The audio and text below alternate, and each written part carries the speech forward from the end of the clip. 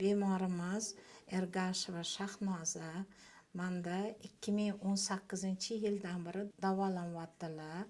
Bularda boshida 2018-yil kelganlarida umumiy ahvollari juda og'ir bo'lgan. Ozib ketgan edilar, badallari, ko'zlari, hamma yo'llari sarg'ayib ketgan edi.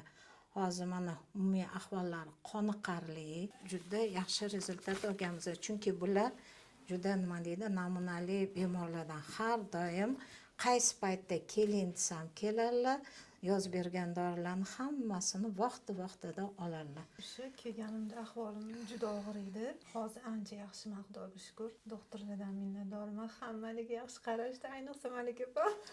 Ancha yaxshiman, o'zimni yaxshi his qilyapman. Juda ozib, yomon ahvolda kelgan edim. Hozir uydagilarim ham xursand.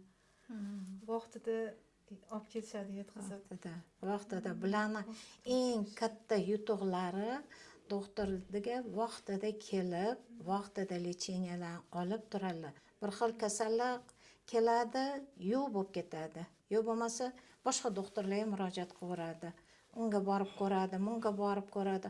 Oxiri keyin yana og'ir ahvolda kelishadi. Shuning uchun meni maslahatim, bitta doktorga o'sha deylar, mana masalan o'shanga oxirigacha davolanish kerak. 18-yil D gepatit, D gepatit C emas. D gepatit 1,900,000 bo'lgan. Hozirgi paytda D virus yo'q. Bu уже ikkinchi marta отрицательный chiqishi bo'ladi. Fibroskam 9 bo'lgan. Endi gepatit o'zi tushish qiyinroq.